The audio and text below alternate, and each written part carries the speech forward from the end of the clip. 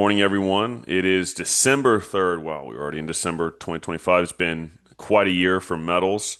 I was looking at a data point earlier and I had to read it three times. Apparently, silver's basically at 100% year over year growth.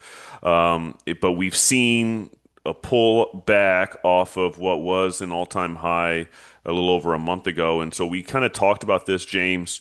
And let me introduce good time James Anderson, our market analyst and expert at SD Bullion, who kind of tracks this stuff on a daily basis. And we talked about this in a video and content piece about a month ago, and we were kind of preparing people that were taking the time to watch it for what is very likely to be a pullback. It's kind of hard to speculate when, let alone to what degree, but that is ultimately what we saw happen. So metals pulled back to where silver was trading in like the 50-ish dollar, $52 an ounce range. And then, of course, into last week, we saw this skyrocket up mostly on Friday, and it's kind of been going ever since. So a lot of stuff to get into, a lot of people from a market perspective and customer engagement perspective, very active still with this market. A lot of people buying, still a lot of people selling. Every time I try to call the top of saying, well, there's not a whole lot of selling available to be done anymore. It's just truly not the case. We're going to continue seeing this anytime silver goes up a couple bucks. But anyway, what are you seeing? What are you looking for? And kind of what are our expectations as we evaluate this price run up? Yeah, so this is different, right? Because most people who've been in this as long as I have, there's been a lot of people out there who've been buying and bullion pretty much since the 2008 financial crisis. And so they've lived through markets that have gone from 9 spot silver up to 50 and then back down again, all the way down to the low teens and during the COVID, spike low. So they've seen it all in terms of euphoric times and really nasty times where the market's criminality is just out of control. So it's difficult, I think, right now when you're looking at the prices, especially overnight, like you'll see the spot get slammed a little bit. Hmm. And I think a lot of people have trauma, they kind of fall back into those old 2010s days Yeah. where they feel like, oh no, this dream is over, the silver's going to Yeah. fall. And we're in a bull market. And so by definition, a bull market, the surprises are generally to the upside. And this breakout beyond 50 now, it's real, and the fundamentals are better than they ever were in the 2008 to 2011 run. And we're going to go through a little bit of that right here. We're going to go through some slides just describing, Yeah. the tautology of why silver going to triple digits is basic common sense, and it probably going higher than that ultimately. I don't know in this run if it'll go to its maniac peak. I don't think this is the manic peak. I think the manic peak comes later on in maybe the 2030s, but this is the first run, and this run it promises to go near triple digits or beyond in low hundreds per ounce, maybe even by next year. And I'm not the only one saying that. We'll go through various reasons for why that's the case. So let me share my screen with you Yeah. and go through it. Very interested to see. All right. So just to start, we have a situation with year to date. You described it being 100%. Silver has basically doubled in price in 2025. Platinum has almost done so, and gold and palladium have done remarkably well as well. I mean, copper is obviously doing okay, but it's a base metal. I mean, precious metals, this has been a great year for precious metals, and there's no denying that. So I just want to break out like the long-term gold chart and like a logarithmic format. And I want you to understand, like, yeah, $4,200 gold, it sounds huge, but in the big spectrum of, versus the bond market that's in a Sure. secular bear market and a stock market that's in a bubble and eventually going to give away and melt in relative value to gold, gold has a lot higher to go still. And this chart can kind of shows you, like, if you think about the 1970s, like how this looked, the tautology between now and versus then, the 21st century, this version is just much more stretched out. And then depending on how you define bull and bear markets, depending, like this right here is like a cyclical bear market, this long run from 2011 to basically, Hmm. the 2015 low to finally breaking out beyond 2000. Okay. So it's just a slower version of what we saw in the past. I think what we're experiencing now, we're going back toward gold as being the anchor of this system. And in that situation, gold reaccounts and revalues sharply versus everything that you can name. And so if that's the case, silver obviously has catch up to do as well, because you can't have gold just go nuts and have silver just sit there and never do Exactly. anything. It basically, and silver generally frustrates people because it takes a while, but eventually it goes nuts as well. And so here we are in that breakout that we're talking about. And the breakout is obviously this cup and handle that people love to pull out, this long, 1980 $50 nominal high that we had to break through and get beyond. We obviously went down and retested and got below it for a little bit. I think in the high 40s. We were at spot high 40s not that long ago, just about a month or so ago. Hmm. And maybe some people doubted that we would bounce back and go beyond, but it's starting to show that silver has a lot more to say and it's got a lot further to go. And this is just, if you look back at like the 1970s, you can just see how silly silver how crazy it can be in a bull market. I mean, there you are starting the 70s at $2 an ounce. It goes down, to $1.50 roughly, and then it goes to $50. Hmm. That's just many, many multiples, right?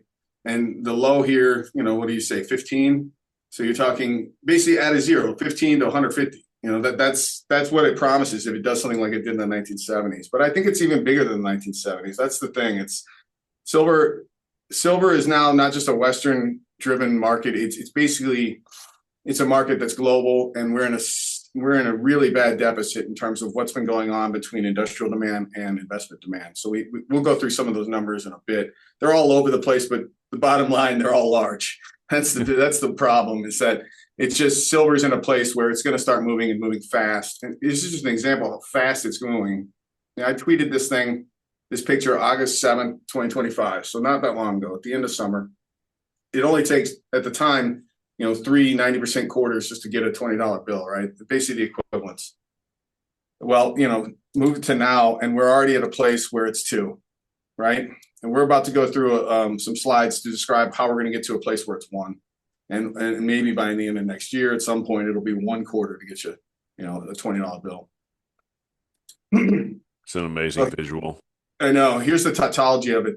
It's basically really simple. Like, you go through these long progressions of cups that get built, and then when we blow out of cups, like on the left-hand side is gold, and that $2,000, ceiling that we had to get through, it took years, right? 2020, 21, 22, we Yeah. finally got through that, 2023, 2024, we finally busted through. And now gold has basically more than doubled in spot price since. And you have silver finally breaking through this 50 handle. And here we are at 58, 68, and people are wondering, how dare someone talk about triple digit silver? Well, gold's already doubled in price. So, I don't know what history book people are reading from, but generally gold leads and silver follows and outperforms. So anyone who sits there and like makes fun of people talking about triple digits, I'm not sure what they're talking about. They probably don't know what they're talking about.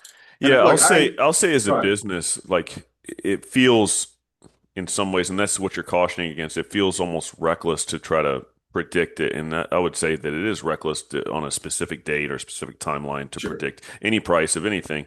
That's just not really what we're in the business of doing. But we had silver eclipse $50 an ounce, and the business was extremely busy. We were backed up on shipping and receiving orders because there were so many packages that came in. People looking to, okay, it's all-time high, let me sell. People looking to buy, Yep. and it was pretty manic activity. And then all of a sudden, it continues to climb a little bit, and then takes a little bit of a break, cools off, and then it's back to really slow, which is really interesting. I wonder if this surge through is going to get us back to busier. But it's just the consumer sentiment is always just, hey, take a step back, evaluate these charts, look at the long term, kind Yeah. of like you're doing, and assess from there. For sure. I think the problem is, Cole, for so long, the marketing in this industry has been kind of, it's always been a little bit hyperbolic and over exaggerating things. Because But you now can only we're, sell it, you can only sell it if you predicted yeah, something outrageous, like right. I mean, in the 80s or 90s, right? Like, right. In a or, bear market like that, you basically have to come up with any type of excuse as to why people should be buying this stuff. the And then patient's just on the under, table, it's not moving. Oh, okay. Well, just imagine if we hit them with this and put this in their system. It's going to start really kicking. Like we don't really have to do that. And a lot of people that are participating in this market kind of understand that. And some people still, I guess, to some degree don't, or looking at it way too much on the short term. But on the long term, the $100 or triple digit, and of course, it's all in nominal terms. What does it matter? Like, you couldn't get me to sell whatever. whatever I have. You're right Yeah. in that the real expectation is okay. How long is it going to take before it gets to 400, $500 an ounce? Because Yeah. eventually that's a possibility. It's the dollar number is kind of not as important. I know it's important because we pay our bills in dollars, we buy assets in dollars. And yes, it's important, but it's not as important as the long-term charts of using ounces, using silver as the money, Yeah. and dividing the stock market by silver over long term, or using it versus real estate over the long haul. That really gives you a better feel for real value. So the nominal number gets the headlines, it gets all the attention, but it's really the final chart I'll show you when we get toward it of why I think this has got much further to go. I Yeah. mean, it's not just that, the spot gold silver ratio kind of tells you that it's yelling at you still like, hey, silver's still cheap versus gold. So, here we have a couple names recently that I stumbled upon that are talking about $100 silver next year, possibly. You got guys from BNP Paribas. That's a Belgian bank, it's a pretty large commercial bank in Europe, talking about macro conditions could double silver spot price by 2026.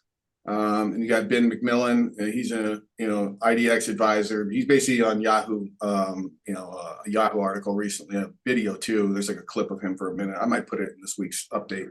Okay. But he's talking about $100 possible as well next year. A bunch of reasons why.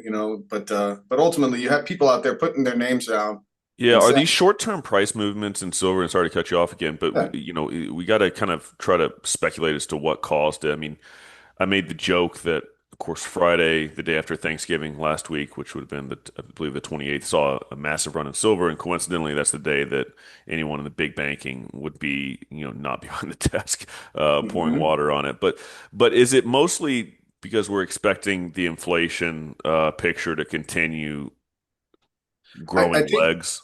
I think it's a combination of a few reasons. It's a combination of greed, seeing the breakout, knowing that, hey man, this is some of the easiest scalps and short-term profits you could make.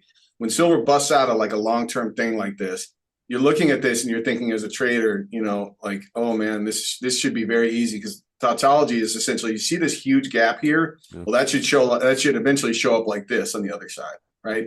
That's generally how people look at these big cups and breaking out of cups. So that's basically the concept of how you get the triple digits, because you just have a move that's eventually got to come out from this. I think it's a combination of greed, and then as well, there's also fear, because a lot of people use silver for industrial purposes.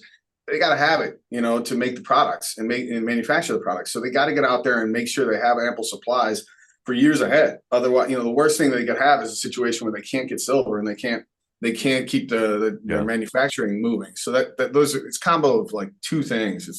It's also there's hundreds of trillions of reasons, to be honest, Cole. I mean, you think about the store of value issues with the fiat currencies globally around the world. Gold's basically doubled in price virtually everywhere you look in the last 2 years. Silver has not done so yet, and I think you're just starting to see a lot of people looking at silver and platinum too as being some alternatives, and to get some more upside, and that they haven't mooned yet like gold has, and so people are kind of running toward it, toward the whiter metals. Yeah. This is a chart that, it's something that kind of confuses people sometimes, but the red line is essentially the spot price of silver. Something broke in COVID 2020. The blue line is basically the price aggregated day after day, for silver outside of the COMEX. So, COMEX closes and we use that data and we just add it up overnight until COMEX opens again the next day. And you can just see the blue line went absolutely berserk after COVID. You basically have a fourtupling, of the price of silver outside of New York COMEX trading hours. And so COMEX is finally starting to pick up and catch up to this. You see this cup happening. But ultimately, like this red and blue line, they converge during bull markets for silver. And my Yeah. my contention is that this will be the fifth time, and we have to converge all the way up here. I don't think in this run that this is going to occur, but we're going to start moving toward that. And eventually, this red and blue line are going to converge. I'm not sure what nominal number that'll be, but this has happened multiple times. This is the non-logarithmic format of this chart, but I have a logarithmic that'll show you this a little bit better. I can pull it up real quick. I think I have it right there. So that's the logarithmic format of that chart. And you can see 1, 2, 3, 4 times in history. And every time this has happened, it was time to Wow. sell a lot of silver and to move into other asset classes. Now, right now, I wouldn't dare sell silver because there's no other asset class I would want to buy. Like, let me just put it real simple. Like, I look around, there's absolutely nothing else I'd want to buy.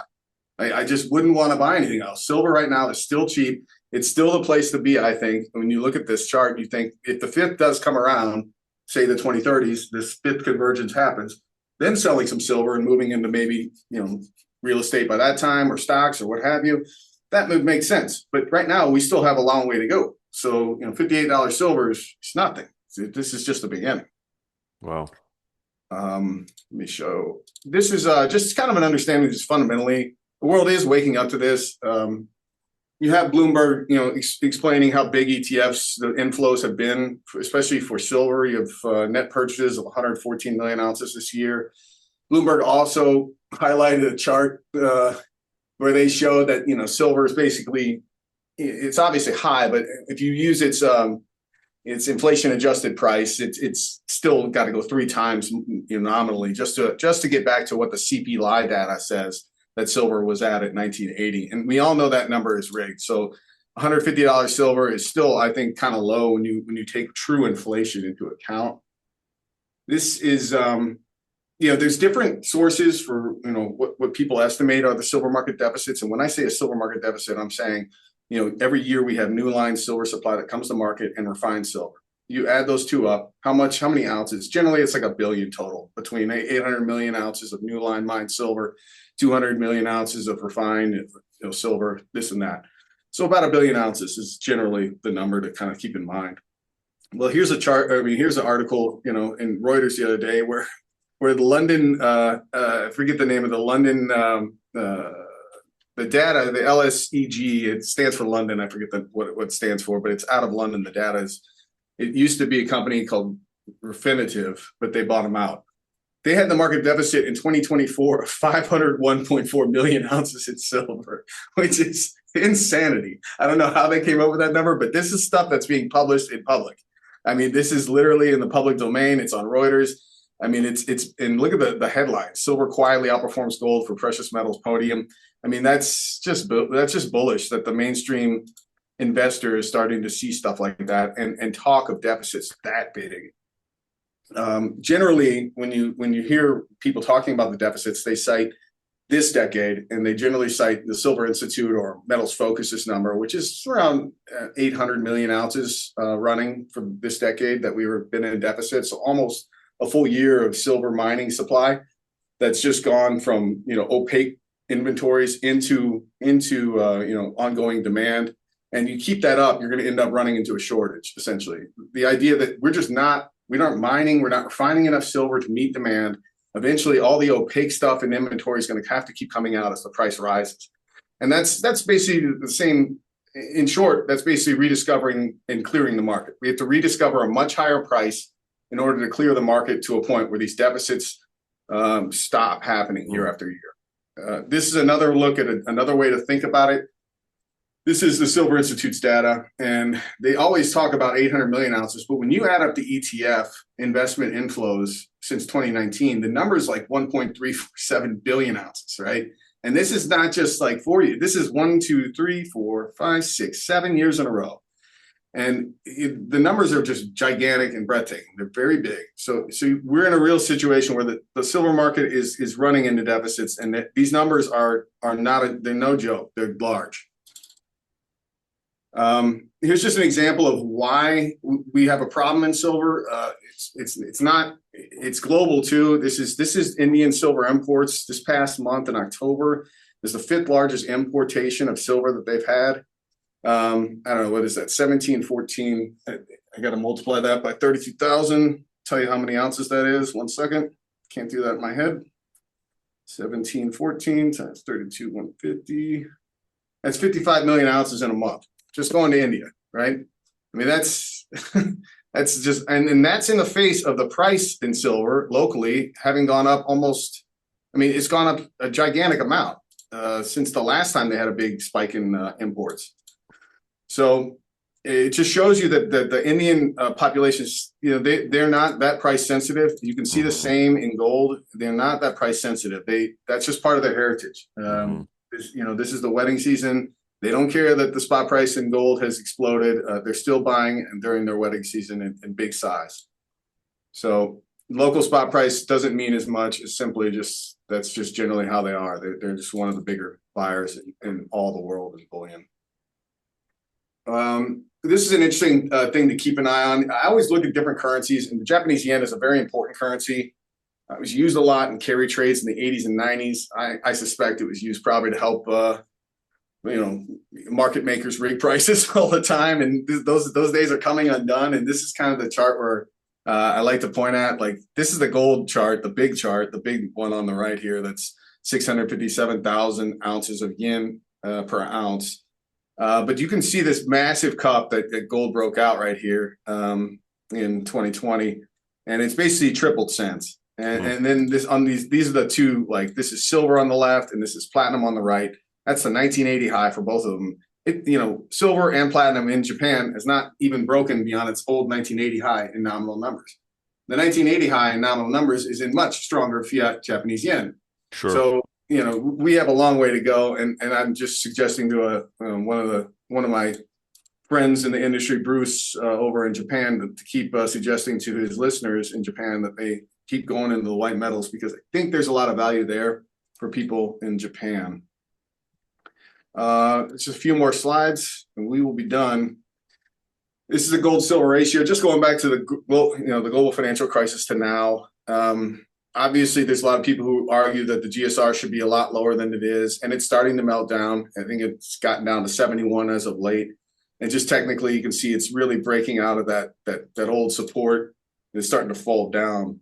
And generally, in a bull market, like this is the 2009 to 2011, you can see when it bleeds down, it can bleed down big time. And the 2011 bull market, only for a little bit, but it did get down to a low 30 level. It even dipped below 30 on a day-to-day basis. I think it got the high 29s very briefly. But if you track like the long-term gold silver ratio, the average is something like 29. If you take into account, how all these crazy years that we've been where we've had, very high GSRs versus the history of the United States, it's somewhere at 30. And so, like, in a bull market, to see the gold silver ratio go back toward 50 or below in the 40s, 30s, even below that, very possible in a mania.